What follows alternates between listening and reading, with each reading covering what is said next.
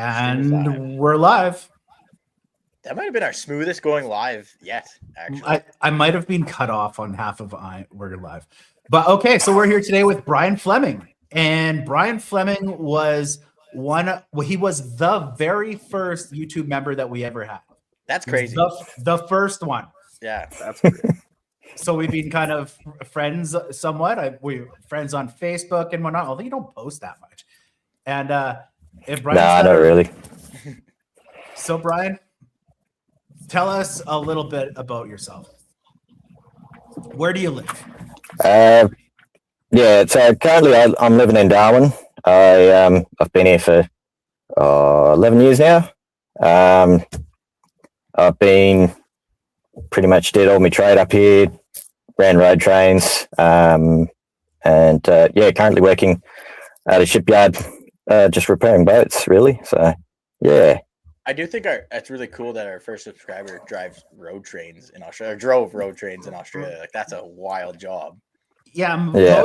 Most of the time that he's been like a member or like a friend, he's been doing the road train. So we're going to ask him a bunch of stuff about that because kind of you're really our first. No, there was one person that Chase talked to before. Wasn't there like a road train tranny driver? Is that right? What? Wasn't there? Okay. Yeah. There was one in the blue collar interviews. Yeah. Oh yeah. That's right. Yeah. Remember? Yeah. Way back when. Way back. So yeah, you're in Australia, which I just wanted to comment on that quick because you're plus 30 right now. I'm minus 40 right now. There's a 70-degree difference between us. That's crazy. I'm not loving it over in Manitoba right now. And Chase is probably going to. Although it's quite humid as well. Because Chase is sick. Chase is a little under the weather. Feeling good, and I'm jet lagged as fuck. I just got back from China, so I got a bit of a cold. Yeah, I was in China last week, dude. Yeah, you travel a lot, man. I'm sorry, man. Yeah, not that often, but I had to go check on one of our suppliers. We had to go meet with them and do a quality control inspection before they ship some stuff. And it's good to be doing that kind of stuff, though, for sure. It is, but like, God, do I hate flying. Oh, like now I'm all jet lagged. It's like fucking 3:00 in the morning body time. That's and it was like, and it was so nice too, because like China, you talk about weather. China was plus 21.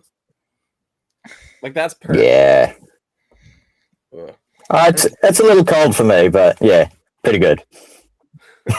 Chase's girlfriend spoiled him and upgraded their flight to first class. So you probably got sick from laying down in your bed in the air conditioning. Yeah, it was pretty nice on that one. Had fed drinks, a 4-course meal. I've never flown first class or anything, so that would be pretty cool. But I've flown business class once. Yeah, that's it was business class. I usually fly from Flair, so like you gotta duct tape your headrest up so it holds, and make sure the motors are mounted before. You gotta load your own luggage, and honestly, they ask you to fill in for co-pilot. Sometimes they call you up, and I'm doing the instruction with put your stuff on. Yeah, they probably could save money if they got just the people. Like if Flair could do it, Flair would. They would. So. I love Flair. It's cheap. Like, why fuck me up? I don't care. I'm like a 1-hour flight. I don't give a fuck. When I flew no standing room, I would stand. I would treat it like a bus. Edmonton to Vancouver this year, it was $97. Like, you're not beating that. Like $97. Great. How do you beat that? Okay. So we got Bryan here. A flight from Darwin to Sydney. It's Bryan and his car's outside. What a great podcast. Bryan had to pull over on the side of the road on an industrial area. Yeah. So we might as well start. I was hoping for less cars. How did you stumble across us in the first place? Like, how were you the first? Like, take us through that. I was just doom scrolling on YouTube through the shorts, and I remember, I think it was before Topsy was being conceived, and it was probably just after Carl, and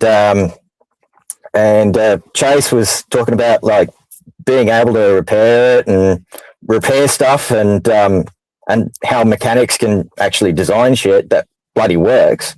And pardon me for my language. If that's that all thing. You're allowed to swear. And so. Oh no! Yeah, awesome, sweet. Where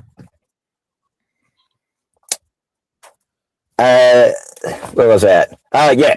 So I was like, yeah, that really hits a tune to me. So I was like, look back at some of the other videos and all that, and I was like, oh, well, this actually fucking makes sense. Because I'd been, I usually keep my ear on the ground on new technology and stuff like that, and we had, I believe it was Janice over on the East Coast here in Australia with the hot swappable batteries and stuff like that, which I took one look at and was going like, that's not going to work for up here. But yeah, I saw that idea and I was like, what was that? What was that? Yeah, Jake? I saw that they were going to switch the batteries. Like, Yeah. there's some major power infrastructure issues with that. Although I did see it in China. I forgot I watched a car like pull in. We went to a Chinese truck stop, which are wild. They're like really, really nice. Is there is there Chinese lot lizards? Is that a thing? I didn't see any of those. They're probably not. Is that a thing in China? Oh yeah, no, like, they were clean. They had robots just driving around cleaning the parking lot. Like they had like 2 robots just moving around cleaning the parking lot. But at this truck stop, they did it. They one of the cars pulled up. It pulled onto this little platform. A machine came up, grabbed the battery from under the car, slid it over, brought a new battery in there, put it in, then the car drove away. It was like 2 minutes change of battery. It was kind of neat. So you had that in Australia. I forget. Is it? I'm gonna look up what that company is called because we've learned about them too, and it kind of you got to run twice the amount of batteries per truck because you're charging one, swapping one, and then for like road train across the desert, like unless you're setting up like stations for battery swaps that like it's just not going to be efficient. You're gonna have like 5 times the truck batteries just for one truck. Like how are you saving the environment? Or like if your goal is to better the environment, you're that's kind of counterproductive. Yeah, and also like we've had diesel electric like haul trucks and loaders and stuff like that for going on pretty long time. Like I think an old family friend of mine, he ran diesel electric dump trucks at a coal mine back in I think the 80s or 90s. Like I was like, when are they coming to on-road stuff? And yeah, you guys popped up and I was like, yeah, that's the guy. So that's how you found us, and like we want to learn. Obviously, you're like our number one source to learn about road trains now. So like, how did you get into trucking, and therefore, how did you get into hauling? Maybe you should explain what a road train is for anyone that doesn't understand or doesn't know. So a road train is pretty much a semi-truck with multiple trailers hooked up to it. So instead of just having one trailer, we'll have 2 or 3 trailers, and generally they're hooked together. They're all the same style, unless you're dealing with B doubles, which are like your Super Bs, I'm pretty sure. Yeah. And they're usually hooked together with what we call a converter dolly. So it's essentially 2 axles with an A-frame up the front and its own 5th wheel on top of that. And everything's hooked together. On the back of each trailer, we'll have what we call a ring feeder. So it's just a pin that we pull up, and we can literally just back into the A-frame, and the pin will automatically drop. So we did a video on that in England. The ring feeder system is so much better than the pintle hitch we have. It is. Yeah. And you don't need safety chains for it. Really? So yeah. When the pin locks down, there's also another pin up top, and once that's set in place, it will not open. So then, you basically got your normal. So it's a whole bunch of trailers in a row. Up to what's the max? Like 3? I swear I've seen 4 out there. No. No, under certain. Yeah, four is pretty much the most I've seen nowadays.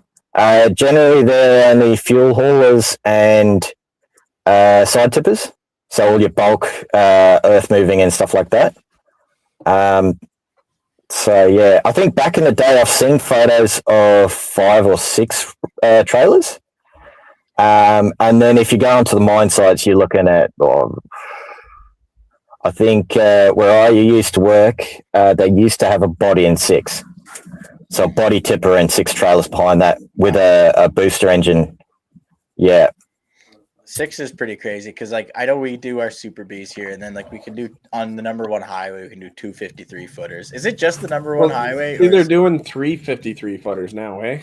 I heard they were gonna try that, but like, our company's actually doing that. Like, that is road training here for sure. Like 53s. Wow. Yeah, we do 2 53s here, but it's just like it's just RTAC highways, like just number 1, number 2. Yeah. I think they're empty as well. Yeah. Okay. No, they're allowed to be loaded. Yeah. Yeah. Right. I don't know. In the mountains, though, it changes. Pretty flat though.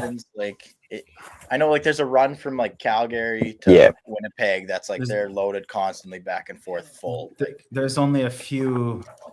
Here's a picture of a. That's them running 3 53-footers. Yeah, right. But Canada does have up to 3 trains. Canada started into road trains, but like I know when they were doing that. I don't know about these guys, but the last time they did a test run, I knew a driver who did the test run with them, and they had a designated yard you pull out of, and you can only go to the other yard. Like, it was yard to yard. Get on that highway and turn off once. You got to go from a staging area to a staging area. Yeah, it's got to be big time. Yeah. There's no way that you're pulling 3 fully loaded trailers. There's got to be a weight restriction. Well, you can't even turn that like a set of lights. Like, you're just on the highway to the next. Like, that's it. So yeah. Well. How much is the weight restriction in Australia then? Yeah, for you. It says how much. Here it is. How much weight do you gross when you're doing that, Brian? And do you know the weight? Gross. Okay, so I do know that a lot of the road trains on road, they're generally spec'd out to 125 ton, so 125,000 kgs. I'm not too sure what that is in pounds. We just use kgs. So how many? Yeah, kgs? 125. So that's just under double what we pulled. We do 63.5. Yeah. So with a single trailer, that's pretty a lot. And then I think payload per trailer, we can put about 24 ton per trailer, not including the weight of the trailer, obviously. So 24 kg. And then each of those. A lot of weight though going down the road, that's for sure. So that's northern Alberta weight. Oh yeah, a lot of rolling mass. So what? Walk me through this. You went and got your driver's license, and then you're like, I'm gonna go haul road trains. What was the process? Yeah, so I did a road trip up here back in 2012 with my brother, and I started seeing road trains as we were coming west through Queensland. And generally each sort of different areas of the country, you're sort of limited to how big of a combination you can do. They get bigger as you go west, obviously, and you won't see them going over the mountains. And so, I started seeing them show up, and I was like, I'd like to drive one of those one day because it's just like huge. Oh, I love so much fun. Yeah, like I really want to learn about road trains a lot more. Like we've got a lot of investors from Australia, and a lot of trucking companies that really want to bring our trucks to Australia.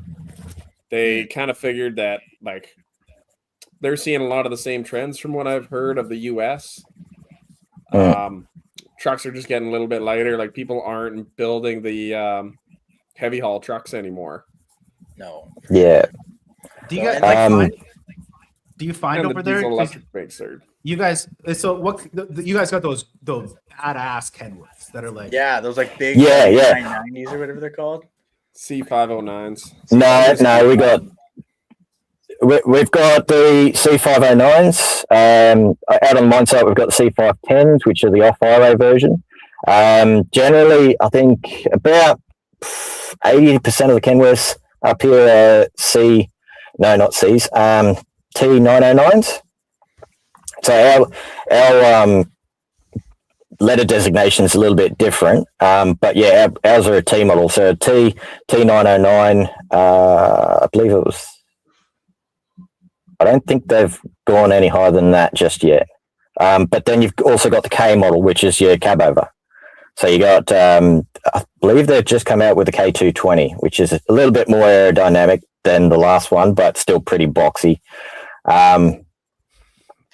So that's a. So that would be it's either a C509 or a T909. T909. Okay, yeah, that'd be a T909. They look pretty similar, but the C509's just got. Are you guys finding that? Are they still making those trucks for you guys, or are you just refurbishing old ones? No, that'd be brand new. Oh wow! Yeah, so we've got a factory down in, I believe it's down in Victoria somewhere, and that's the Kenworth factory down there, and they pretty much spec those trucks out for purely our conditions, which I'm pretty proud of. Like, they do a really damn good job. I'm quite a Kenworth fan myself. I've driven Max. I've driven Western Stars. I'm pretty sure the Western Stars still come from you guys over in Canada. They get imported. But Mexico, the Max and the Kenworths, Mexico. Okay. And we're still getting the 6900, but not the XD. Yeah. We just threw up an image of a 509 there for people to see. But that's pretty much Australia is the only place left that Kenworth is making good trucks. There's the C510. Like heavy trucks. Australia is. But like that's a road train right there. That picture. There you go. Yeah. So that's what I used to drive. But I had a slightly smaller trailers because that one will have. If you notice on the third trailer, looks like it's got a second motor. So it'll have a second motor, gearbox, and drive axles back there. How does that work? That's crazy. How does that work? So it's got like a small box. Yeah. Yeah, we had a couple guys over from Australia. They came to visit our shop there. That was the reason why they wanted to look at the hybrid, because they need the extra pushing power. So rather than putting a middle motor in, you just run electric axles on the trailer and run a high voltage line back. Yeah. So you could have that distributed power without needing the extra motor. It is funny. A few times we've talked about like how many horsepower we're putting out. Some of the people are like, "Oh, like, do you really need that much horsepower?" And it's like, some people actually do need that much horsepower. Like, people do. Yeah. Oh, do you see the new axles? They upgraded the motors on the axles in China. That's one of the cool updates. I didn't see that. So now instead of 1,500, we're going to be pushing out 1,800 horsepower. 1,800 horsepower. See, we need that. You need 1,800 horsepower. I feel like you need 1,800 horse. Better to go high. Just as long as you don't break traction. The MCUs located in the axles now. It's a much better setup that it reduced a lot. Instead of having 6 batteries, we've been able to go down to 2 batteries. So 2 slightly bigger batteries is going to be the next big change. Yeah, that's very cool. It's back to LFP. That's pretty good. Yeah, no. So because I think even on the MCon, we're going to delete the back 2 batteries under the sleeper. It's like we found out in our testing with the undisclosed that we just don't need the 6 batteries. So we're going to drop the trucks down to 4 batteries for the ones we got, and in the future it's just going to be those 2 batteries stacked on top of each other to make 2 batteries, just to reduce some of the wiring complexity. And on top of that, they've increased the C rating on the batteries, which means we can discharge at a lot higher battery capacity. back from LFO to LFP, LMO to LFP, but they now have like 10C rated LFPs, which are a little bit safer, but we still got the capacity, and that's going to be some cool updates. I think the Tolko logging truck is going to be the first one to get those. That's really cool because I like how people always bring up like, oh, all that battery weight, you're so heavy, all that battery weight. It's like, actually, we can get rid of a couple batteries. Yeah, like, now we'll be lighter. Now we'll the BDE cab is getting a redesign to take like 1,000 pounds out of the cab. Once we do the redesign, we'll be heavier with the 2 battery system versus 6 batteries. We'll be the same weight even with a heavier cab. So, and that's like, kind of what we did. We didn't want to be under power demand, so we overspec everything, with giving us room to downsize rather than be like, oh, we need more. It's easier to be like, oh, we don't need as much. What can we remove? Yeah, you don't want the first trucks to suck because the batteries are too small, but we're gonna try it with 2 here going forward, and it should free up a lot of space. And because like on that MCon truck, oh my god, we're just waiting for them to put all their like snowplow rigging on it, but there's no room with those 6 batteries, plus every battery has the cables between it. Now it's all going to be integrated. So now like the BMS, instead of being a separate box, is now integrated into the battery pack. So it's kind of a cool, huge design upgrade as things improve here. Always learning over it. Always learning. That's really cool. Okay, let's get back to some of these questions. Definitely less to go wrong, which is good. So you wanted to get road trains, and then you just like applied at a company, and they're like, "Okay, go for it," or do you need special licensing, or what? No, you got different. So I've actually had a look at your sort of licensing, how that works, and ours is a lot different. So we've got, I think, 5. Yeah, we've got 5 different truck licenses. So we've got your car license, which goes up to a 3-ton truck, so like a little like delivery truck, and then from 3-ton to 12.5, I believe. So any small truck that uses like normal hydraulic brakes, that's your light rigid, and then from there up with only 2 axles, you got medium rigid, which use air brakes. So that's a separate step there, and then 3 or more axles. So some trucks up here, I've seen a concrete pump with like 7 axles under it. So anything, as long as it's a rigid vehicle, you've got heavy rigid, and that allows you to tow a trailer, I believe, up to 8 ton. So like a small tag trailer or something like that. And then after that, you've got HC, which is heavy combination, which is your semi-trucks, truck and dogs. So a truck and dog is pretty much a body tipper and the same size tipper as a trailer behind that. And then you've got multi-combination. So multi-combination is your road train license. It is the be-all, end-all. That's the highest you can go. And then you also need that for stuff like heavy haulage, where you're running a gooseneck dolly, or I believe you guys call it a Jeep, which is a bit odd. I'm used to calling Jeeps cars. It is everything where that came from, and it makes no sense. You say to someone like, I had a Jeep on, like they don't know what you're talking about. It's like, you had another car with you, like. It's like, I really hope someone can explain where that comes from. Yeah. Oh, there we go. Chase pulled up the and I'm not feeling great, so I'm mainly just doing the research on the back end here. Nice. No, and I like the way it's set up in Australia. Like, I think Manitoba should be the way we are, not much like Canada. Like, it's like, okay, you can drive your 1-ton trucks, and then you get a class 3. You can drive like combinations, and you can drive tandems with trailers, and then you get your class 1, and you can drive whatever the heck they throw at you.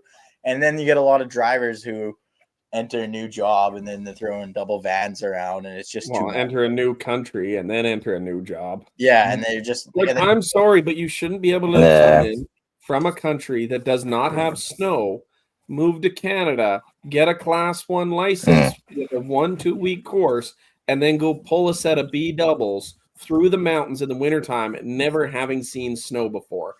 It is an insane process. It's a month now, but I don't know what employer is sending out someone who's never driven in snow. It used to not be a thing, and like it used to be like I remember like when my dad first started trucking, like you needed a year or two of experience before you were allowed to do the mountain trips. And then now, like I know a lot of companies are sending out a lot of fresh drivers because the company owners don't care about the liability. They don't care. They've insured the drivers. The drivers are a dime a dozen because they import them from a country where wages are cheap. They come in with a temporary foreign worker permit because they say they can't find drivers, so they need to import. They can't. The only reason they can't find drivers is because they're not paying a wage good enough to hire a driver. So they go and they outsource to a country like India, and then they bring them in for a 2-year work permit. They treat them as literal slaves. The United Nations has literally condemned it as a form of slavery in Canada. Really? Amnesty International said that, the UN and Amnesty International says that our temporary foreign worker program for this is a form of slavery because you lock them in a truck. If they quit, they have to be deported. So you can tell them to do whatever you want them to do. Give that guy that's never driven in snow 63 tons and let him rip through the mountain. If he crashes, we'll bring another guy in and insurance writes off the truck. Who cares about the family? I don't blame the driver either, because we don't blame the driver. Place where quality of life wasn't as good, and it's not the driver; it's a fucking shitty company. It's the companies, and trying to make as much profit as he can, and he puts everybody else at risk. We're not attacking the drivers. They're putting those positions, and then they do it. And like you say, they come here. Hey, you have to drive that, or you're going back. Well, they're going to drive that, and they're not qualified. Yeah, I don't feel comfortable driving in the storm. Well, you do it, or you get deported. Yeah. And then they end up wiping out, or they drive slow, and then the problem is they're treated like literal slaves for 2 years. After 2 years, they get their permanent residency, and then they can work anywhere in Canada, and they tend to leave the industry because the industry treats them shitty. But then you have this repeat cycle of people that only ever have 2 years experience driving on the highway. Like it's not good. Yeah. Yeah, we've got something kind of like that over in the East Coast. We've got a lot of Indian drivers over there, but they generally stay driving for a bit longer and they're treated definitely a lot better. But our trouble is that they've already driven trucks over in India, so they come over here and they're not used to a completely. We're more regulated than they are. So they're not used to all that regulation and stuff like that. So they break a lot of rules and stuff like that. At least India, Australia both drive on the left-hand side of the road. Like you guys have similar driving. And that is true, yes. Neither one of them have like snow. India and Australia tend to not see much. There is snow in India up in the northern parts, but in general, there's not a lot of snow. And we do, So like you get we do get snow as well, but only in. But like also you're like in Australia, it's more like almost like an apprenticeship. Like you can't go from zero to the top. You have to spend time in each class, don't you? Yes. Right. Yeah, and there was a question. Pretty much. Yep. Here it is. Taz says licensing for weight and complexity makes a lot more sense than what we do in North America. Mm-hmm. And like so if you had to start, and I always thought it should be more like an apprenticeship in Canada. Like when you're 16, 17, you're interested in driving, get that guy on a 1-ton truck. 6 months after, give him a trailer. Year after trailer driving, okay, he's 18 now. He can get into like driving a 1-ton with a 35-foot gooseneck. That's fine. Then just move up from there after a year or so of driving. Like you just need to keep in that position. So that kind of puts me on where I was going with you, Brian, is so then how did you get your job driving road trains? You're like, I want to do that. And you're like, I'm going to work my way up every fucking step just so I can drive those cool trucks. Like I could see Chase doing that. 100%.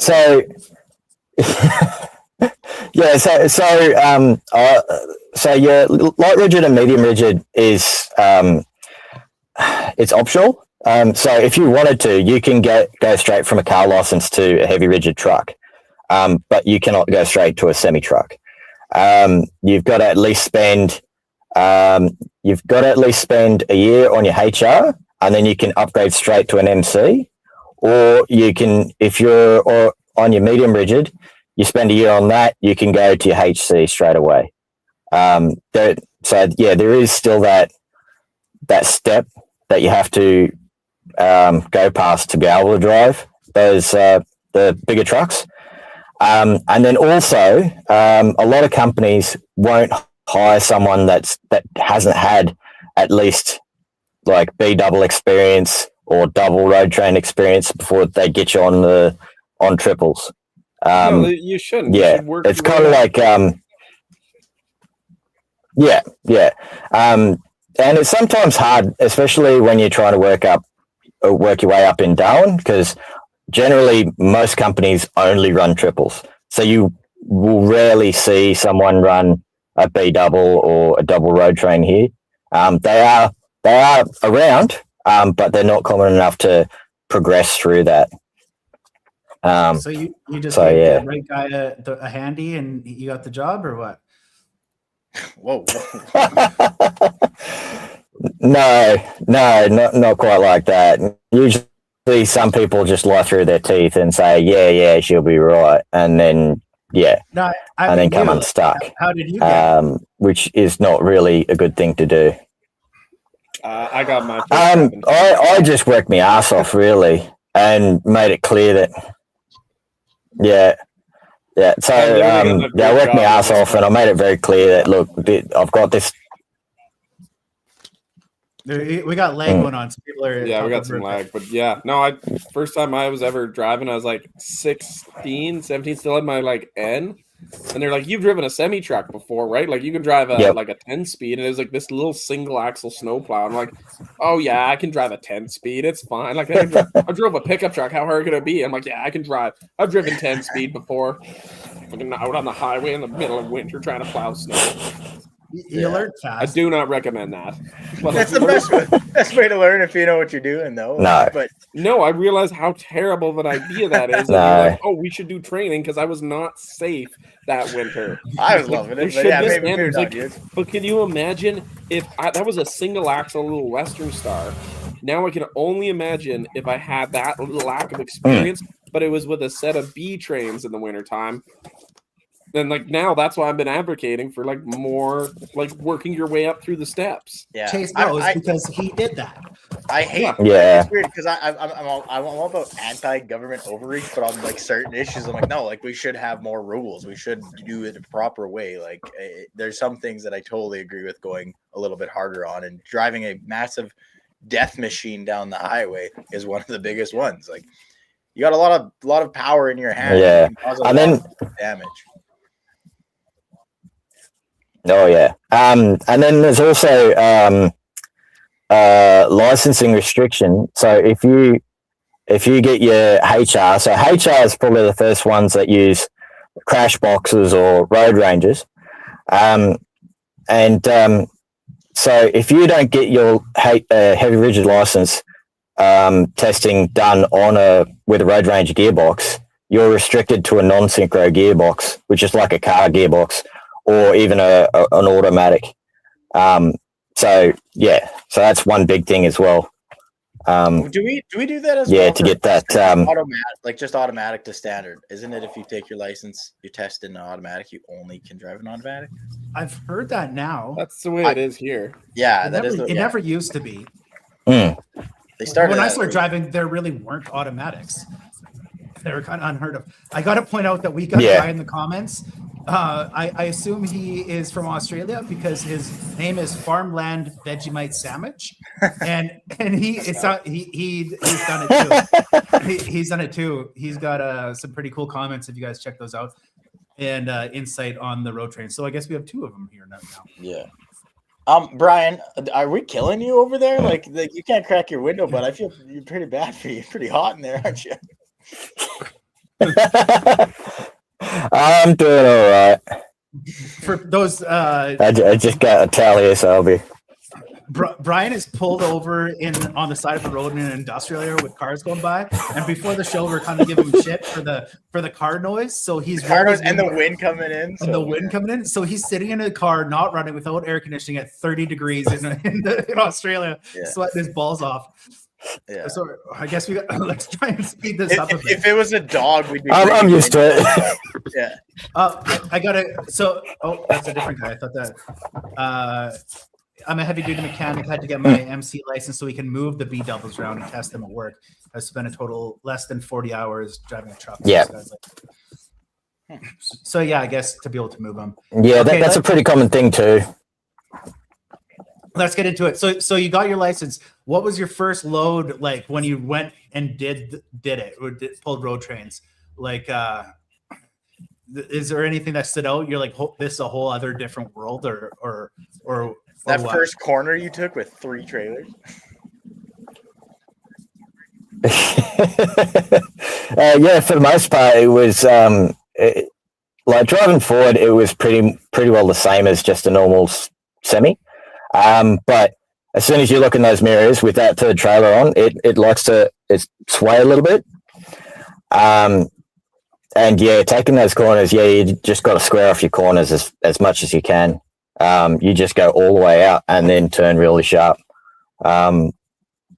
Yeah, and as much as that basically gets you enough room. Yeah, take up as much as that intersection as you can. Make sure those trailers will clear. Yeah, it generally the cut in between the first trailer axles and the third trailer is, I think a friend of mine said it was about 1.5 meters. So from where your first trailer leaves your intersection, that back trailer will go over 1.5 meters. So yeah, and then obviously with your beat, yeah, it tracks pretty okay then. Yeah, they got like some generally with the dolly setups. Yeah, so the dollies, pretty much because they pivot on themselves, they sort of steer as well. But if you're running like B doubles or B triples, they will cut in a lot worse. So yeah, it's probably only like a 0.5 meter more with a normal triple road train. But once you've got your fourth trailer on, yeah, it'll cut in a lot more. Yeah. And then we've got, I forgot to mention, we've also got the super quads, which generally are only side tippers. And they run, instead of a converter dolly with a ring feeder and a fifth wheel, they'll run like a specialized gooseneck dolly on each trailer. And so that way they can run 4 full-size trailers and yeah, they'll still be able to maneuver quite well, actually. I've heard of some being able to go around roundabouts, no worries. Pretty large roundabouts, but yeah, I'm not sure if you've got those over there. We do have roundabouts. I was actually thinking of an experience I had with a roundabout, but it was a 70-foot Goldhofer trailer, and I don't know if you guys know the Goldhofer trailer, but they steer like the rear dollies do steer. So it actually turned tighter, like a 70-foot trailer is turning tighter than a 40-foot step deck because that front tire is turning, it's just swinging that ass end way out. So you actually could turn fairly tight with them. But you had to watch out for that swing. It was coming around. But I wish we had more roundabouts. They're pretty rare. Yeah. Roundabouts are pretty sweet. Yeah, roundabouts are actually pretty good when you get used to them. Yeah. No, we have it's shitty. We don't have many because people aren't familiar with them, so they don't like them. So we don't build them, so we don't have them. So people aren't comfortable with them. So like it's a vicious circle. We have a surprising amount in Manitoba. I guess we got into it more. Maybe I don't know. Like we do have quite a few here. I'd say like every city's got a dozen roundabouts in it. It seems it's nice because they're all just yields. And I know a guy who refuses to stop at stop signs. And if we just had roundabouts. I wasn't going to throw him under the bus. But have you guys seen that? It's a guy. So, we don't. Oh, sorry. There's a guy in Alberta, Saskatchewan, and he got like an Oshkosh. It's called an Oshkosh, I think, and it's a 6x6-wheel drive. Oshkosh, yeah, Oshkosh. Okay, I don't know how to say it. Oshkosh. And he took 5 3 leads and hooked them together, and he like owns a bunch of land connected, and he drives that thing around. I think he does it more just for TikTok or Instagram, but it's really cool. he's pulling that thing through a field, 5 leads, just pulling them around. It's a very impressive video. I don't know how much he actually does it practically. Yeah, I actually have seen that one. Yeah, it's pretty neat. Yeah, I've actually seen that one, and it's quite impressive. I was like, oh, geez, I wouldn't mind driving that for a change. I'm pretty sure those Oshkoshes are an automatic. That one is. Yeah. They are. And have you ever seen the setup on those things? They got really goofy suspension. Like what? Yeah. But like, I don't know. I wish I knew the guy's name offhand. I'd shout him out so people would go watch the video. I'm sure if you Google it, you'll find the TikTok or Instagram. But just seeing 5. If I owned a bunch of land in an area, I'd be doing that 100%. Okay. Yeah. Again, if people, the comments. Oh, actually, a couple interesting guys. Good comments coming in about the road train when I was driving in Australia there too. Too many to throw up on the screen, but check those out. I'm going to continue on then. So explain to us what a typical, like there's different, are you working in camp all the time? Are you away? Like what is your typical work day or work week for like hours, shift work? Like what do you guys do? Conditions? So pretty much most of the like general freight type stuff, so line haul between cities, it's generally you live in the truck. Oh shit! Now my phone's getting hot. Is it too hot? Yeah, basically you live in the truck. I'm holding it up in the sun.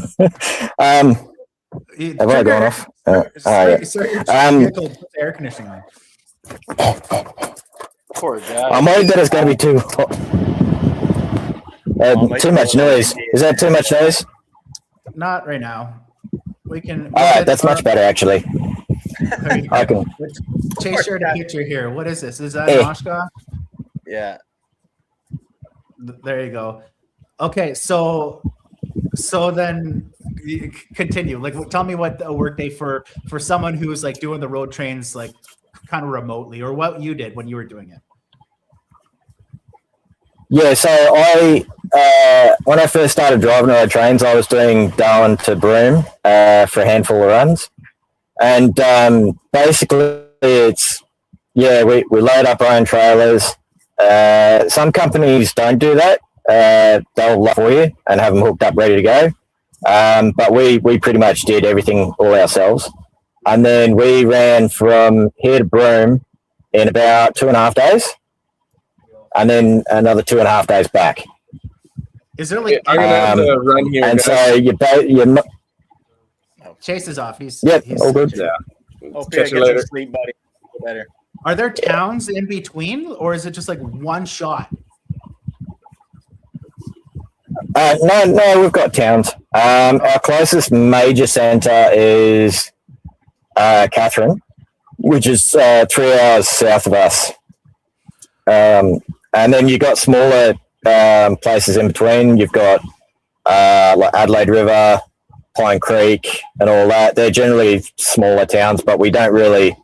You can stop at Adelaide River. Pine Creek's a little bit off the road there. But yeah, we've got places in between. I think the longest stretch I was at was between Halls Creek and Fitzroy Crossing, and that's about 500 k's between towns. Oh, so do you have to pack your own food, or can you stop and get food? You can stop and get food. Generally, we've got a 40-litre 12-volt fridge between the seats, so you can just eat out of that. And generally, most of your work days, we're limited to 5 hours. No, 5 hours before a break. So you do 14 hours all up. Okay. So just try to cool off. So 14 hours all up per day. You do 5 hours, then you have to take a half-hour break, and then another 5 hours, and then another half-hour break, and then the rest of your day. And then after that, you have to spend 7 hours resting, and then off you go again. And then you can do that for up to 12 days in a row. Okay. So you're legal. Yeah. So you have to do. You have to have 2 rest days in a 14-day period. But basically, I've gone off the WA fatigue management laws. All the other states go off NHVR, so that may vary a little bit. And their logbooks are a lot more detailed, so you have to write down where you've stopped, where you're heading to, and a lot more stuff like that. But yeah, WA is a lot laxed with their logbooks, and I don't believe Darwin, the NT, actually has strict logbook laws just yet. Were you guys on paper logs? So yeah, that's some companies are on electronic logs, but that's a company to company sort of basis. We're not mandated to have e-logs just yet. Yeah. And then some companies will also have cameras facing you. Yeah. Facing you. I don't like that. I wouldn't like that. Yeah. Watching you yeah. So there'll be like a little. Yeah, pretty much.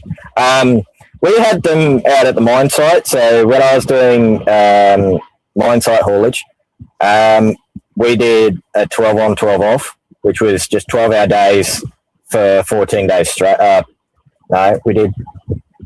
Yeah, 12-hour days, and then we did a week on, a week of days, week of nights, and then a week off. So basically, you'd fly in on Friday, hop straight into the truck, do your tyre checks and everything, make sure it's all good to go. Straight in the truck for 7 days, and then on your shift change day, we'd stay up late, drink piss, have fun, all that, and then we'd sleep in pretty much all of the day, the next day, and then we'd hop in our trucks at 6 p.m. and then off we go again. And yeah, that was quite annoying, especially when you had a brother calling up saying, "Oh, fucking daylight savings sucks," and I'm like, "Dude, my sleep pattern's different every fucking week, so get over it." 1 hour difference compared to 12. Yeah, what do you like better? It's huge. Driving at night or in the day when you're out in the frickin' desert of Australia in summertime? So I didn't mind the night shift, but I preferably like rather the line haul work. Because you can sort of get a little bit of both. So you get a little bit of a cool afternoon and then into the nighttime, and you're not really pushing yourself too hard, trying to struggle through that 3 a.m., 4 a.m. mark. That's usually, I usually just scrape through there, and then I get my second wind, and all of a sudden I'm awake again. I can heavily relate to that. No, I do think the hours are pretty similar there, because I think we do 13 hours here legally, but we do 10 days in a row before reset. Isn't it 10 there? A reset? 72 hour? No. 48 hours up. It depends on how long you're on for how long your reset has to be. I've trucked a lot, but it's usually just like for myself and locally. And our logs books change. Like if you stay within so many kilometers of your range, you don't need a logbook. But if you're going further, you need a logbook. And then if your truck's newer than the year 2000, you need an e-log, like electric logbook. 36-hour reset, I believe. Right. 70 hours in 7 days. No, 80 hours. Yep. Gee, terrible truckers. Guess we haven't trucked in a while there. It's been a while. Yeah, it's been a while. It's been 5 years now. 4 years. Yeah. It's been a while since. Yeah. So basically, when I was doing Darwin Broom, we were only taking 1 day off a week. So we'd get back on, I think, either Monday Arvo or Tuesday morning, and then we'd have either Wednesday or Thursday off.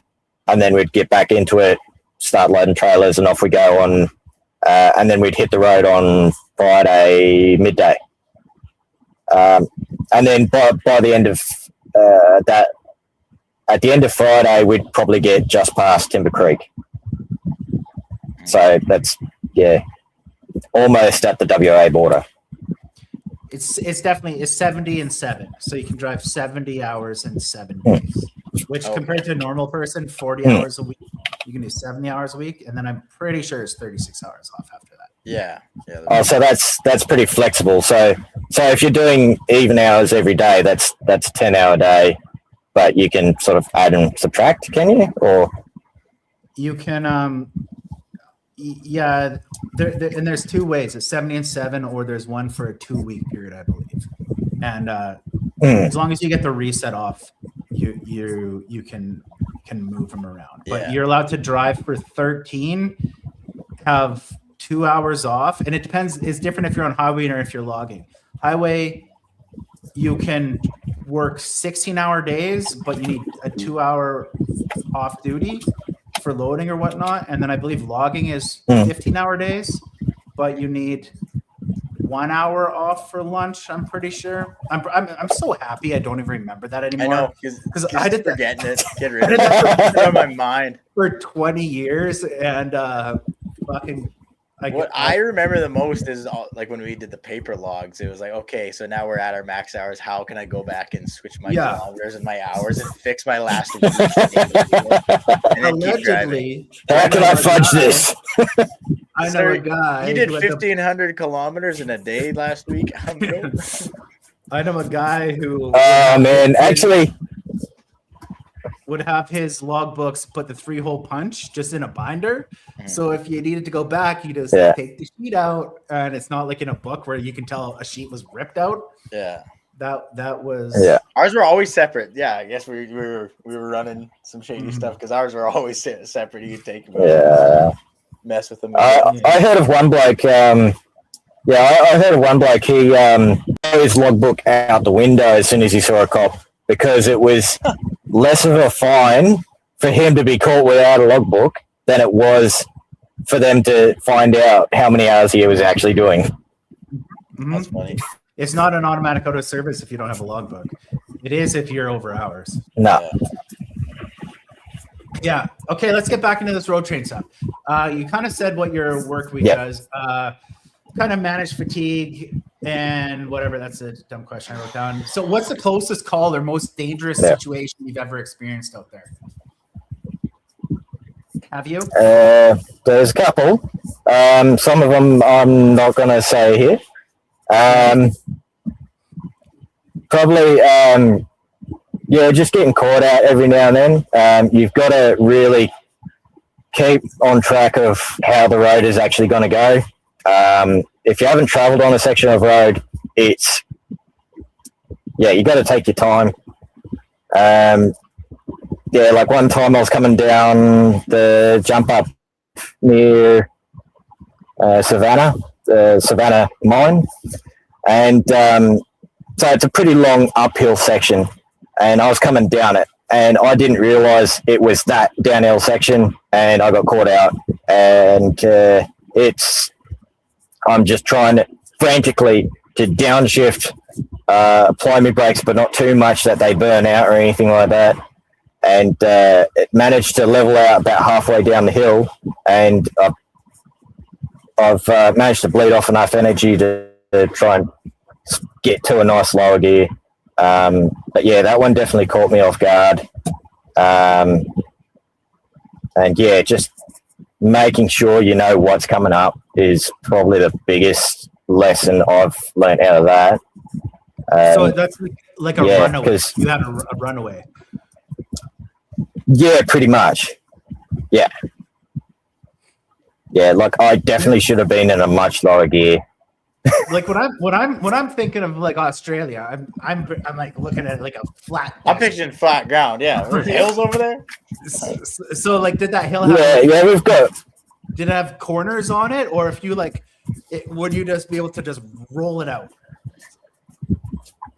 So there were quite a few sweeping bends and stuff like that. Nothing quite as steep and quite as sharp as over in Canada, but just definitely enough to almost shit your pants in a road train, that's for sure.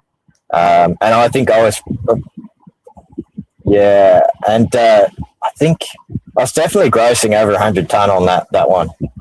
Oof. Yeah. No, we got like the mountains where you got some runaway, like where I am in Manitoba. We do have some big hills and valleys, but the biggest ones are you could run away on them, but it's a straightaway. So it's like, worst case scenario, you're just going too fast. Like, yeah. Well, this hill, if it is so steep that it's steep enough that if you're not in the right gear, you've got to slam it into bog cog straight away, or else you're going to be stalled on the hill.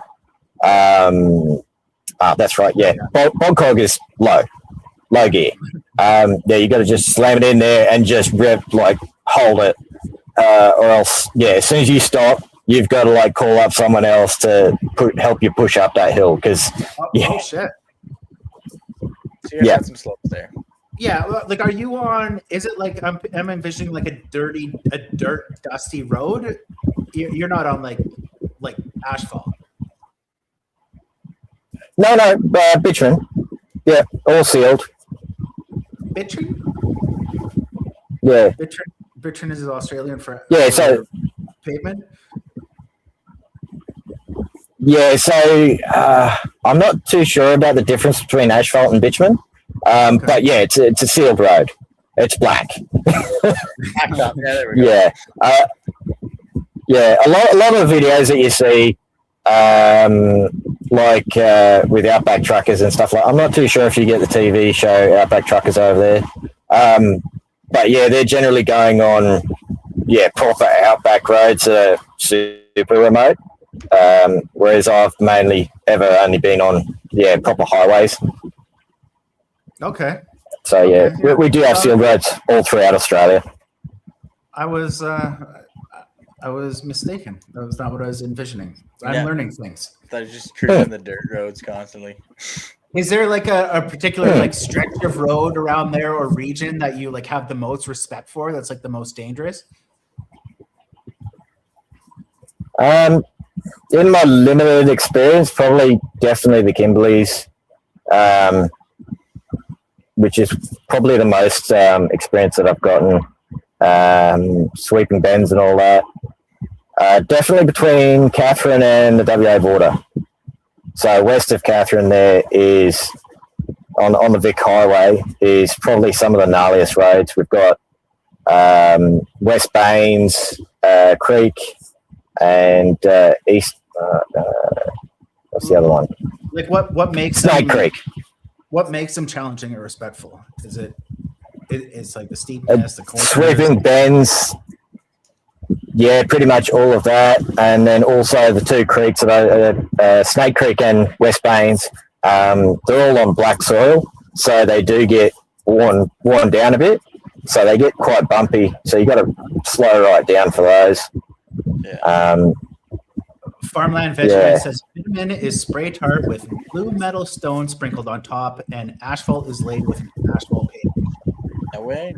Okay. Yeah, that sounds about right. There we go. Let's get Jordan. You want to pick off a couple of those questions or what?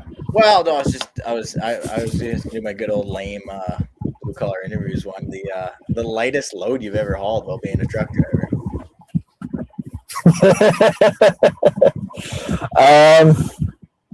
I think the good old Tonka truck, really. You've done that. Done that. Just put the strap over it, fucking there was also that one time I had to transport just a cardboard box, just a small parcel down the road. Yeah, that would have been the lightest load. Mike Maxwell says, how do high winds affect you guys when you're doing road trades? They do. They do affect us quite a lot. Generally, in a crosswind, you'll have to slow right down. Definitely 80 at least. Yeah, and you do see that. Yeah, I'm pretty sure Go for it, Jordan. We were saying we were hauling grain today, and my old man took a load out, and it was 60K wind, so like really, really big wind gusts. And yeah, he was 80, 75, cruising through the prairies today. So it was not a fun day for him. And that was with an 18 speed. Yeah. I don't know how that tractor is. It's got good power. Like I'm always hauling loaded Super V's with it, no problem, 110. But it was having a hard time today. So yeah, I guess I'll jump. I'll jump across here. One that would be nice to have Chase here for, because he's more of the truck nerd guy. If you could design a dream spec Outback hauler for a company, what would you be looking for? If you don't say an Edison truck, you might as well log off. I'm just kidding. Design whatever you want. Design whatever you something with a big ass fucking radiator, that's for sure. Yeah. So yeah, Edison's definitely the guy. Yeah, something with a big radiator, a decent sized cab. I don't mind the narrow cabs. Like I said, I'm a bit of a Kenworth fan, and Kenworths in Australia still have the narrow cabs. Something with a 50 or 60 inch bunk with the Aerodyne, so you can stand up in there. Fridge, yeah, something. Probably either a microwave or maybe an air fryer. One time I did try running an air fryer, but the inverter wasn't powerful enough. Depending on where I'm going. So if you're doing all around Australia, you're limited to a twin drive. But if you're only doing NT and WA, you can get away with a tri-drive. It really depends on what industry you're in. A lot of the bulk haulage, side tippers and stuff like that, all of earthworks, they generally run tri-drives, and so do the fuel haulers. Yeah, so fuel tankers. But yeah, for a good all-rounder, probably, yeah, twin axles, prevention. I do like the single airbag or two airbags per axle. I've dealt with the Kenworth 8-bag setups. They're just way too stiff for what they are. I'd like, if I did choose between an 8-bag Kenworth rear suspension or a 6-rod, so leaf springs, I'd go with leaf springs, hands down. They're just way more smoother than what Kenworth brought out. But yeah, generally I think what Joel has on his truck is probably the go for that rear suspension. Joel and yeah, pretty much that rear suspension. I've worked with that before, and it is really great. The only downside is it's not like some of the Volvos where you can actually jack that suspension up. It's usually you're either stuck at your ride height, or you can dump your air out. But yeah, just having that adjustability like the Volvos do is really handy. And then yeah, generally we've got leaf springs in the front. We don't run airbags. And then in the C5s we run slipper springs, so there's no shackle on the front. Yeah. Okay. So I wish Chase was here for that. Yeah. Oh, and obviously, yeah, and obviously a decent bull bar. Like you need one of them road train bull bars on the front, either a 4-poster or a 5-poster. We do get a lot of stray animals. Probably the largest I've hit is a cow. At least 400 kilos worth of cow. Have you ever hit a dingo or a kangaroo? No. I have hit it. No, I've hit a wallaby. So they're a smaller kangaroo. They're like a kangaroo but smaller. Out on the mines, someone did hit a dingo on the night shift, and I think another bloke hit a camel. A camel? So yeah, Australia. What? Yeah, so it's on the Tanami, so middle of nowhere between Alice Springs and Halls Creek. Yeah, we've got camels. wow. I didn't even. I feel like I didn't I'm know an that. educated idiot. Yeah, I did not know they had camels in Australia. that's crazy. Yeah, we've also got deer over in the eastern states. It is funny to think though, like over here saying camels, kangaroos, like that's crazy to me that you guys have that. But if you guys seen a moose over in Australia, you'd be like, "What the hell is that?" Like moose or an elk, like Yeah, nah. Bigger than a horse. Okay. Yeah. Okay. Let's see. Okay, if you could tell if a young driver told you they wanted to move to Australia to run road trains, or they were already living in Australia, what honest advice would you give them before they signed up? That's a tricky one. It depends on what they want to really do. If they want to continually learn, road trains do have a bit of a glass ceiling to them. So once you've gotten there, there's not much to it. It's like there's different scenery you can experience, but yeah, there is a limit to how much you want to learn, how much you can learn in it, which is why I'm currently not driving road trains. And then once you're there, a lot of companies that do run road trains will generally have you just running road trains the whole time. So yeah, it is what you make of it, and but yeah, be careful, and don't always listen to the older truck drivers. So you've still got blokes that are in their 60s, 70s still driving it. Take on their advice, and learn from it. Some of that advice can be like, take your time and make sure, always double check everything, your tires, your fifth wheel, your ring feeder, the whole lot. Mm-hmm. Yeah, you're never gonna be like, fuck, I checked too many times. I checked too many things on my previous. I should have checked. That comment there from Land Vegemite, whatever the heck his name is. He mentioned something about in Canada we call it a cow catcher, cow guard. I have heard that, but I mentioned moose earlier. I've always called them moose bumpers. Around here in Manitoba, we call them moose bumpers. I don't know what you call them in BC, Theron. Probably, I guess both. Cow catcher is pretty common. Okay, we don't call them a cattle guard. Yeah. Cattle guard is a thing on the road that is bars that keep that's crossing the fence. I've heard cow catcher, but again, so we call moose bumpers here. But I get moose bumper is also as common. Wiley had a good one. How often do you have to back up a road train? Only when you're hooking up, mate. Okay. Generally, like all of our rest areas and parking bays and stuff like that, they're catered for drive in, drive out. We rarely have to back up.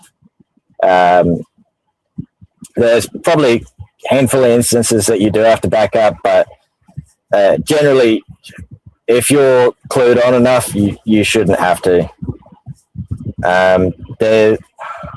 Although out of the mines, they did have a spot where you kind of had to back up probably one trailer length, but those trucks were sort of set up a little bit differently.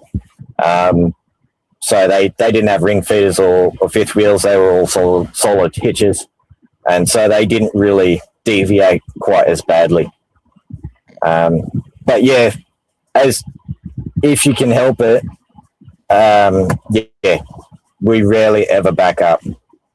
Yeah, it's probably hard to. There's too many pivot points there to be going in reverse. So, have you ever seen anyone get trying to back up? No, not in real life. I've seen quite a few videos, but yeah. Oh man, hauling logs with a quad trailer or even B trains, like you got to back up sometimes. Sometimes you got to back up fucking kilometers. And definitely, I've been in pinches, although I am pretty good at backing up multiple trailers. but I've definitely seen some shitty things. A big one is just spinning out on a hill and having to back down the hill. That's the biggest one because you only have one shot. Yeah, if you get snaked on that hill, you're not going forward again. Like I actually had to do that today. I was loading an old man up with grain, and he doesn't run Super Bs. Like he trucked a bit, but he's a project manager. He's sitting in the 1-ton truck telling people what to do.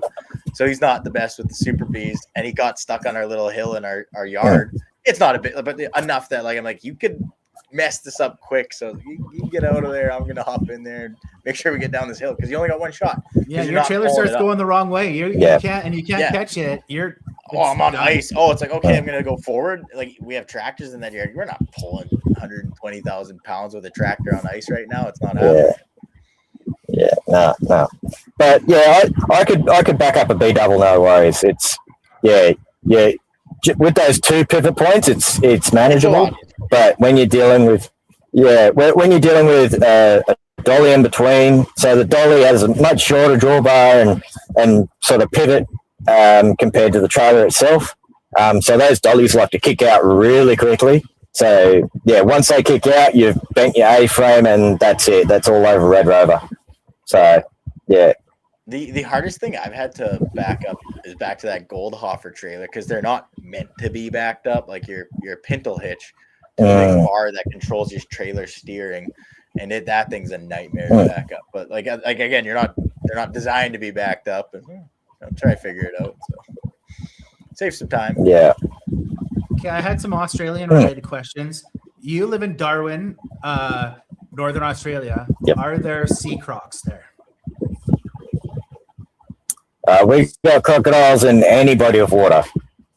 We've got saltwaters in freshwater. We've got freshwater crocs in saltwater.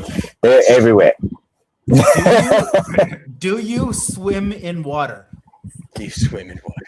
Like, do you go swimming? Do people go in the ocean there? I can swim in the ocean. No, hell no. No, you don't swim at the beaches. We do have a secluded rocked off lagoon in the city that we can swim at. So only in designated swimming areas. We do have a few waterfalls at Litchfield, which is a little bit out of town, which we're allowed to swim at. But generally, I do not swim at any of the beaches. I've heard of some dogs getting I've heard of some dogs getting napped off gunpoint, and no, I'm not risking that. Okay. Is it illegal to go swimming, or people just are conscious of their lives? You said there are designated. No, so it's not illegal, but we do have a strong policy of being croc-wise, and generally, to be safe around crocs is just to not be in their area. There's a clip of an Australian politician. He's talking about gay marriage, and he's like, let all blossoms bloom. I love it. And then he starts going, but these crocodiles are tearing dogs up in water. Have you ever seen that one? No. It's so funny. He just 0 to 60. All love is love. Let it bloom. Blah blah. But these crocodiles. It's so funny. The whole guy. Is that the politician with a cowboy hat? That guy. So funny. Yeah. That's Bob Catter. Bob Catter. Whatever. Yeah, Bob Catter. Or whatever he says. And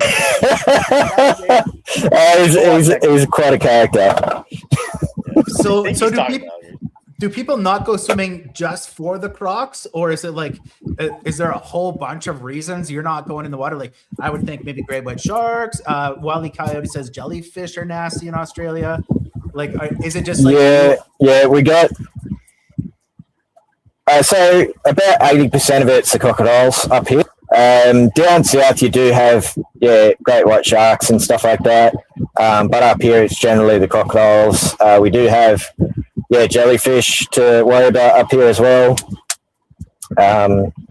But generally because of the point of crocodiles, I tend not to risk any of that. So Man, that is wild. Like we live in Canada, people are like, oh, the grizzly bears and the wolves, and we're like, you can walk through the woods, and most of the time you see a grizzly bear, and you're like, hey, bear, and the bear runs away. Crocodile, you're like, oh. Like I'm way more scared of Australia than I am in the backcountry in Canada. Yeah, but also I've got a friend who lives here, and he spent some time over even around your area, and he's heard of people getting nabbed off the hiking trails with like was it mountain lions and stuff like that, and that's cool. Yeah, I think that's pretty rare, but mountain lions is rare. But I think there's been like maybe 5 or 6 grizzly bears attacks already this late season. But yeah, we don't get that. Yeah, and people generally you're not going to live through that. And grizzly bears kill you, and then they bury you, and then they come back and eat you when you're rotting. My thing with Australia, is the poison stuff, because it's like in Canada, like well, you know, you can fight something off or scare it, like you say, but it's like if you get something poisonous touches you, you're done. Like, isn't there a ton of poisonous shit out there that'll kill you? Yeah, but they're not as common as you think. Pretty much about 90% of the spiders that I've come across are very harmless, like huntsmans and daddy longlegs.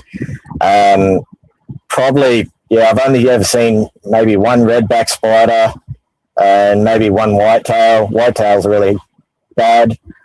But generally, you can see them before they'll attack you. And same thing with snakes. Snakes do hide. I haven't really seen any super dangerous snakes in person. When you say 90% of the spiders are harmless, what I'm hearing is 10% of the spiders will fucking get you. We have 0%. No. 90% of the ones I've seen. So they're not as common, but there are more variations of them. We have black widows, I guess, and brown recluse, but they're like you can live with black widows in your house and you're okay.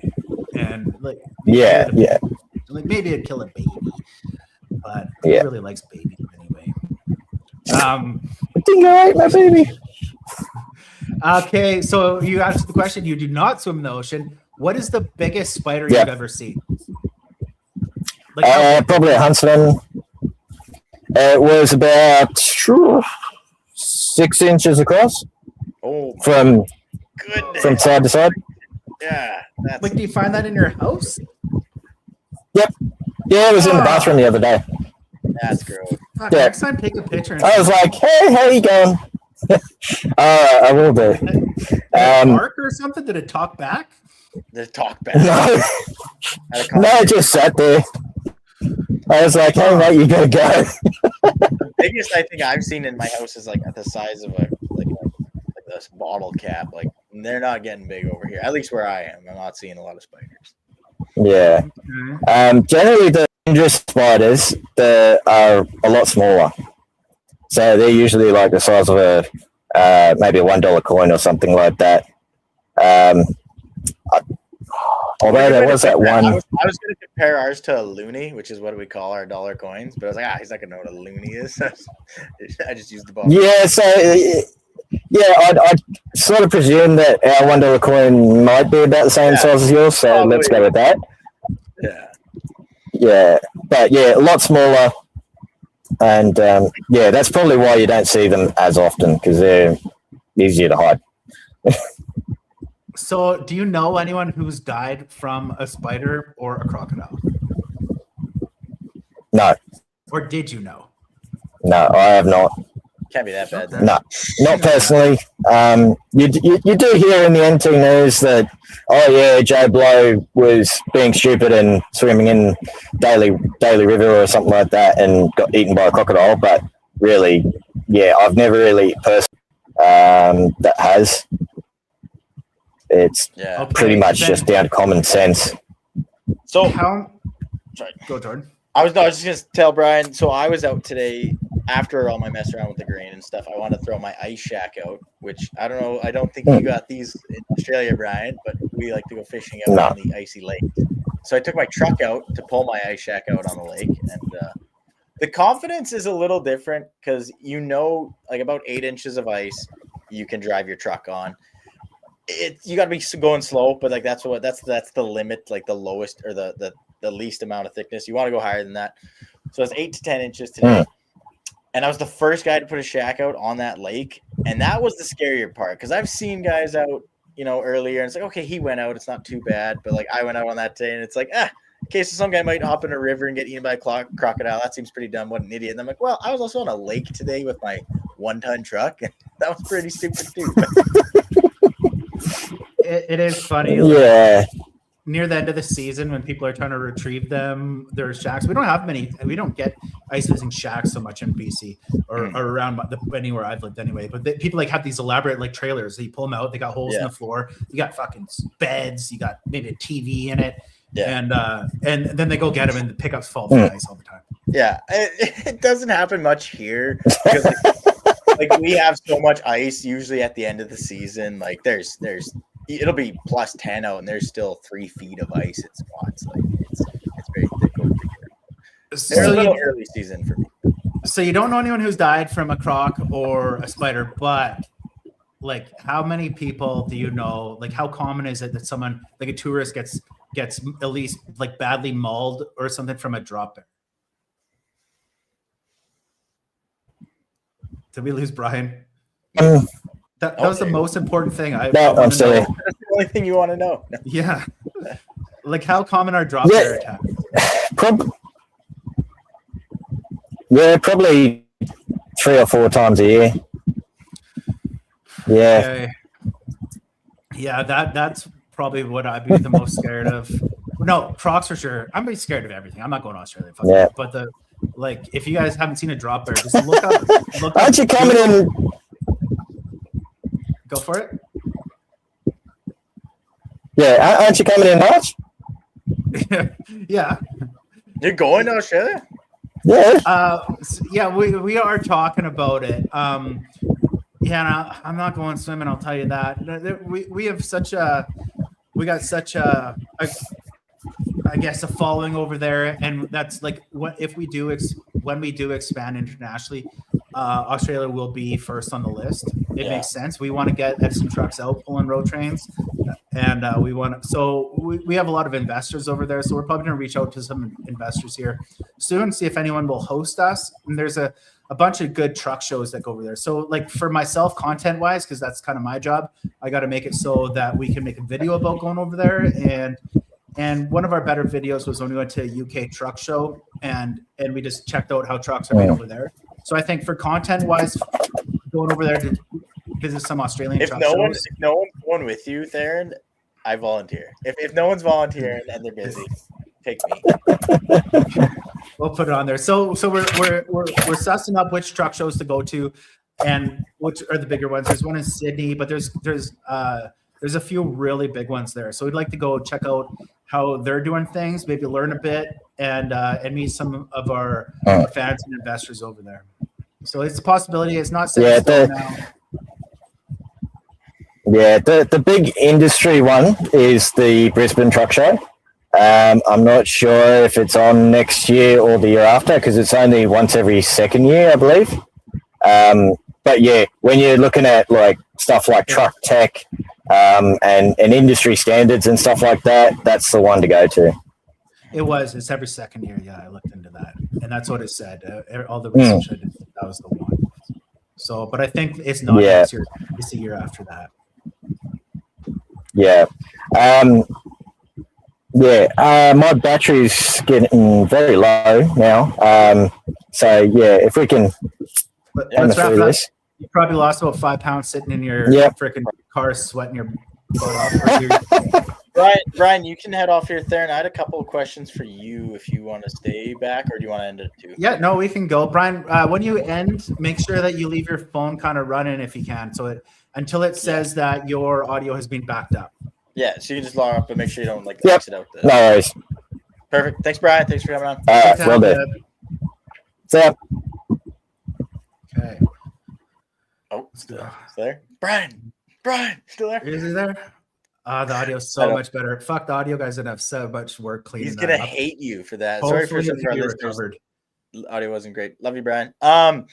So I was just gonna talk about that video released members only right now, but it will come out. When is that released to public? Oh, it's out now. Like today's video. Yeah.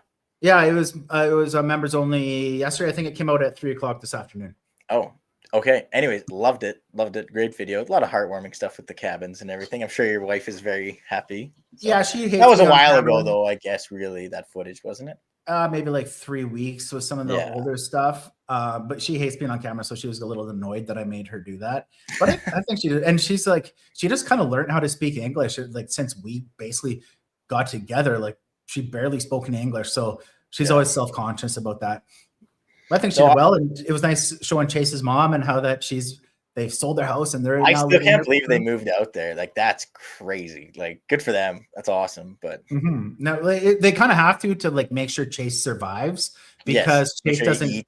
Yeah, he doesn't cook, and she makes all his food. So like, where's Chase's sister living at now? Like, is she in the area? Well, yeah, we're not. I don't really know. I believe she was moving from. Yeah, I'm not. Okay. Anyway, moving on. Yeah. So YouTube. That video, great, loved it. The ground fault part of it, I was really loving that. What's Yale? Yeah, he did really good. He did really good because that was like he was doing his own filming and all that for that video, right? I love Yale for that. They're like there's a couple people that work here that are just like, yeah, man, I'll take the camera, and a lot of people are like, fuck no, like maybe they don't even want to be on camera. But like we have, when you come on as an employee, you sign. You will take part in video. Like it's not like that's not my job description. Is like actually it fucking is. It is in the job description. But Yale, he just picks it up and he did really well. And I think for like how it was, I think it was like maybe 7 minutes or 8 minute section of just him doing that. Yeah, and that was a good chunk of it. And he did really good. It's hard to keep people's attention that long. But when I watched it, I was like, oh shit, because I wasn't there for it, and I was actually really interested. So. He did good. No, it was really, really interesting to see someone just commented the troubleshooting process was really interesting. I was loving that because, again, we're transparent. We're trying to show everything. Like, hey, this is what's going on. This is what's happening. And the process of how he talked about and the process of how Edison is, love it. Like, hey, this happened. This is a problem. Why is it a problem? Let's fix it. Let's move forward.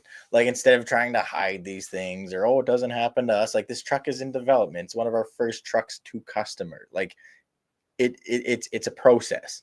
So seeing how it's handled it was really awesome. I was really impressed with him on that. So, and the one thing I would say from that video that wasn't put into the video is although we found the fault, we didn't show why or how it was corrected. And I believe that we've changed our connectors there, and I'm pretty sure that I'm not at a place to say because so it's not for sure, but I think maybe the connector was loose when they filled it up with coolant is what happened there. Okay, so that's why I didn't have the proper seal. Yeah, I think like that wasn't me. I'm pretty sure I just heard that, but like that would be a big problem if like obviously our connectors are gonna get fluid in them when they're not supposed to. They're IP or whatever rated connectors. Yeah, he was explaining that in the video, which he did a great job explaining. Like he was really hammering those things home. And yeah, that's probably exactly what happened. But hey, it's something to look into. Did this happen by accident while we were setting it up? Or could this possibly happen? Just something for us to check and look into and make sure it doesn't happen again. Like so no, really impressed. I loved the coolant taste test part. I wrote that down. I got little paper notes too. But when he said we tested the liquid taste test and then kept talking, I was like, did he mean to say that? Right? Like taste tested? I don't know if we're allowed to say that, but that was hilarious. Like I got an out loud laugh from that one. So really impressed with him on that. But I did too. Sorry, I'm getting shit from my wife here. No, you can we got a new puppy, and he's pretty cool. He was supposed to be 50% Great Pyrenees, 50% Burmese Mountain Dog. But then I guess the neighbor's dog jumped the fence, and they could tell some of the puppies look different. And so they got him DNA tested. Dogs can have two fathers, and the puppies are split. So you could have a breed that is like one mix and a breed that is a different mix. So we got him. He's 90% Great Pyrenees, 7% Akita, and the rest is Alaskan Malamute. So he's gonna be huge, but he's fucking not food motivated and doesn't listen to shit. So I'm like, we can't. And usually with our old dog, we just keep a full bowl of food on the floor and they just eat as they will. But he like isn't food motivated, so you can't train him with food because he's like, I'm fucking full. I'm not even doing anything you say. So I took some of his food away, and I'd be just feeding him a few times a day. My wife has given me shit here. She's like, puppies need to eat all the time, and make him food motivated. Do that.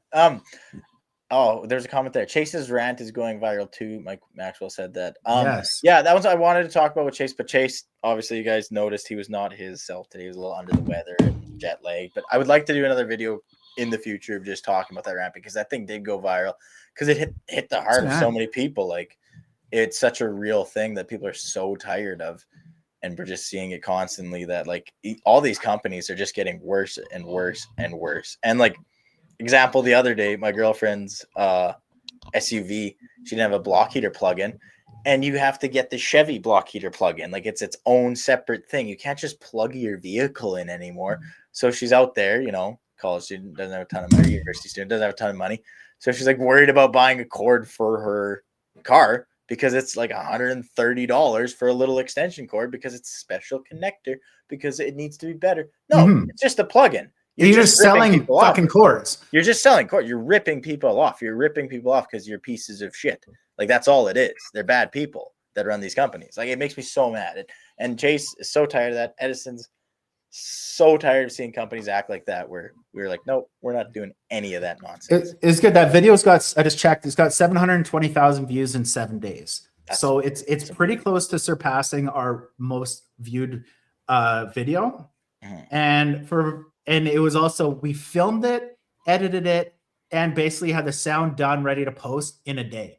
Like, and it was one take. No way. He just put a nickel in that guy. Jeez. We have spent 3-4 weeks editing a video, like spent so much money on editing and filming and all this, and the video did crappy. This one, boom, boom, boom, the fucking best one yet. It's funny how that works, but I do somewhat know why it works. Is because like our followers, like we obviously are for right to repair, planned obsolescence, and very much of that video was about that. So our core audience, make it this circle, all resonated it, and they watched it. You guys watching this podcast, that you resonate with that. So and that's how YouTube does it. It sees how your audience views a video, and if they like it, your video gets pushed farther. So then, because we liked it, you guys liked it, it got pushed. What's going on here?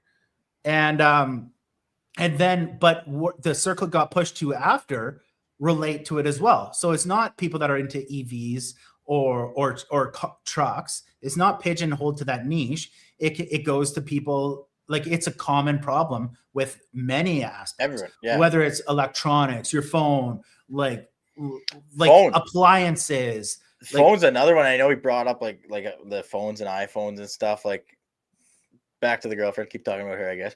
But I used her phone the other day, and it's still like the old, like it's like a 13 or a 12.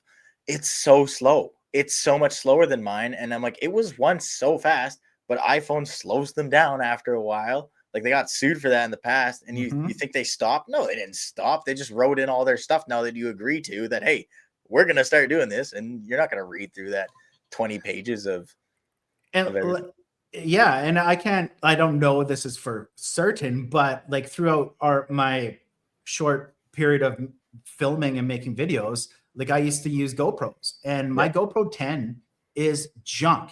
That thing overheats, it freezes all the time. And it used to be really good. And I don't believe it's just because I use it so much. I believe it freezes. It fucking sucks. Like, that's crazy. Because like my first GoPro when I was like 16, I could go down the mountain and have that thing on my head for an hour and a half, 2 hours. It's not freezing. It was fine. Like, that's crazy. Like, and then even my 10 was the worst. We've completely removed from GoPro. We don't use GoPros anymore. That's a change. I always used to see you going around with a GoPro on a stick. Well, I use DJI action cameras now. Okay. DJI has surpassed GoPro big time. Shrek's comment there, Jordan, I have an extra GMC cord if you need one. I appreciate you guys, fans. Awesome. Great people. It was more of the principle of the matter. Like, you sons of, like, why do they do that? Our Vegemite friend says it's great to see Rich doing the pickup side of things also, which is a little off topic, but I agree. Rich is fantastic. Rich is the perfect guy for the job. Like his whole thing is putting things into things that don't go there. If you guys didn't watch the podcast with Rich, we did one a few weeks back, so go look for that one. Check that out and leave a comment and a like. That was a great one. I had a great time with him too. Rich's temperament's fantastic. He's such a cool guy. He's even cooler in person. I love hanging out with Rich. He leaves you with a smile on his face. Like he's kind of like Eric, whereas like it takes a lot to get Eric worked up. Like Eric's mad when he's like, I'm not very happy right now. Yeah, like, they'll say that. Yeah, like Eric is furious.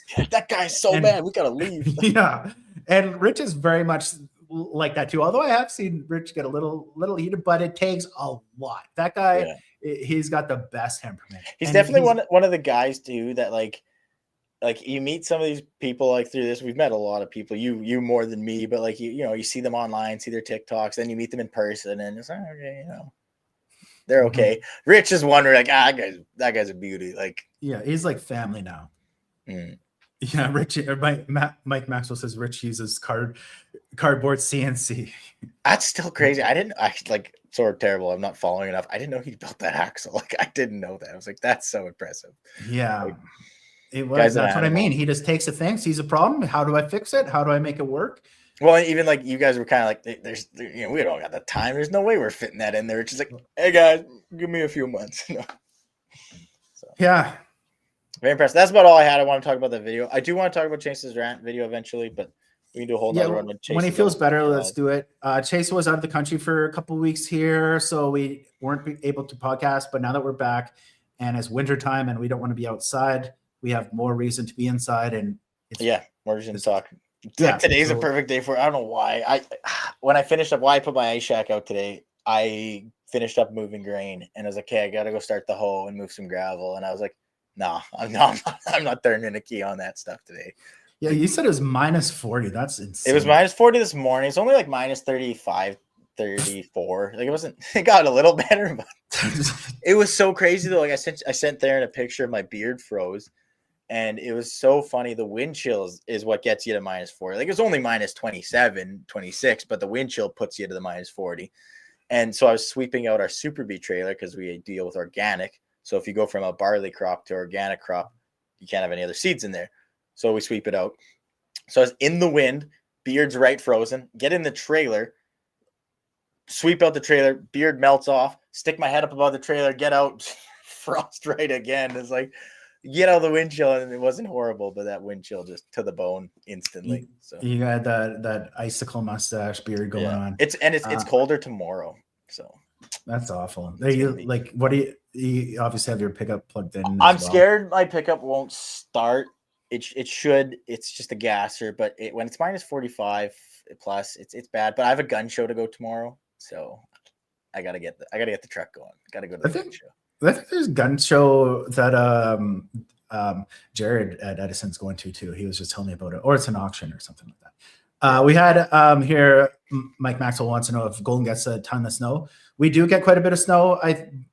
I believe it's 2.5 meters a winter. So we must have close to a foot out there right now. Somebody was commenting on it. It was worse at one point. This was just when I hopped in the truck early in the morning, but yeah, she was a chilly one. So. Wiley says, I bet the hot dog roller is going to get a workout because everyone's been away. It hasn't been used lately, but I got a deer off the test track here last month, and I gave it to the butcher. I was like, I don't care when I get it back, and I don't. And he also has another job and some stuff happened, but I'm supposed to get it tomorrow. And I got you gonna hot dog roll the deer? I got Smokies made up. Oh, nice. Did you mix them or straight venison? No, they raise Wagyu beef on his ranch. So it's You're gonna do deer and Wagyu, you psychopath. Wagyu. That's crazy. What the hell? Darren, I don't know if I support that decision, man. I thought you were gonna throw some pork in there. Like, what the hell? Man, it's just the fat. It'll be good. That's crazy. That's awesome. That's awesome. We got a new master's graduate. What's this? We got a new member graduated with a master's in aerospace engineering. Oh, what? That's weird. We didn't get a new member. He's been a member for 13 months. And it was a highlighted comment. I'm confused why that was highlighted. Well, that's pretty badass. I thought over a year it highlights members, doesn't it? Oh, maybe that's what it is. Well, Gideon had one earlier that they highlighted, which appreciate Gideon. He wanted me to shout him out today because he was supposed to hang out with his old lady and drink, and he skipped that for a little bit to come watch. So I'm surprised our comment section was just getting blown up by Gideon. I think he left after a bit to go drink with his old lady. So. Tess says he's moving to Golden. It is pretty nice here, man. It's beautiful. And it's like you got to be in the outdoors. It's all outdoor stuff to do. I really enjoy it here. Small town vibe. Yeah. Pretty cool. Golden is beautiful. I like the snow is a crazy one for me, though, because, man, you guys got a lot of snow. Like we'll do, like you said, 2.5 meters. Like we'll do, in a bad year, we'll get like 4 or 5 feet, like in a really bad year, but for the most years it's 3 feet here, so it's not too bad. But yeah, and like just from town, like I can look at my office here and I'm looking at the ski hill. I know that's crazy. I didn't get a pass this year. I was a little sad. I have a bachelor party. Shout out to Matt Quall, buddy of mine, but he's getting married next summer, and they were talking about going. Is it what's the hill beside you guys? Kicking Horse. Oh, we're at Kicking Horse. Yeah. So they were like, "Oh, should we go to Kicking Horse?" I'm like, "Yeah." I didn't want to go too crazy, but yeah, we have to. I was like, "Yeah, let's go to Kicking Horse." And they ended up wanting to go to not Sunshine, south of you guys, near the border. What's the hill? Roseland, maybe whatever hill it is. Anyways, it was just like, oh shoot, I was hoping to go to Kicking Horse. We could have some beers with you guys, but what is that hill? It's killing me. I feel like a dummy for not knowing. Yeah, my ex lived there. Oh, I also wasn't supposed to say that, actually. I think it's supposed to be a surprise. Well, he doesn't. Oh boy. Live podcast. Got it. Here we were actually just talking about this today, Wiley. When the undisclosed truck gets released, we'll get a die-cast version. At first it was a no. And now die-cast flew off the shelf. So yeah, even after that, it was still a no because like some of us aren't huge fans of that look. And the customers are. Yeah, that's what I said. And like we sold out that last diecast in 6 days, and there's still people emailing and messaging us every fucking day. My wife and I get emails, and we're like, sorry, we don't have any. They're like, when are you getting more? I'm like, well, we weren't going to get more. It was a single run thing. So now we talked about it. I'm like, Chase, like, why don't we just get more? The tooling's already paid for, and like it'd be easier. Like before, I took we were working on those for about a year to get them here. Mm-hmm. And but now we can get them here faster. I'm like, let's just do a different color, right? Let's do an Edison blue one or something. Yeah, I think we should do that. I want one, but there's a ton of people reaching out for the undisclosed too. So I'm telling like you guys, I know the old boy, the Chase. That's not the look they love, but that thing's selling out. Like it's a different truck. It's a different animal. Like guys want that. Mm-hmm. And we were talking about the MCon snowplow. I'm like. And but I guess there's the complexity of it, and there's so many moving small little parts that it would be potentially quite fragile and also very difficult to make. So I don't know that we're going to get a snowplow. I'm pretty sure we are. There's a lot to that too. Same with. Never mind. Yeah. Okay, Jordan. That wasn't a bad one. There's been worse. Not you. That was good. We're at an hour and 42 minutes. Yeah, we got to close this off. I'm going to see my family. Okay, if I can get back. The highway's closed both directions right now. You'll live. I'll get through it. I just say I live in Donald. I'm not going across Rogers. Anyways, thanks, guys. Hey, see ya. Yeah, bye, guys. And stream.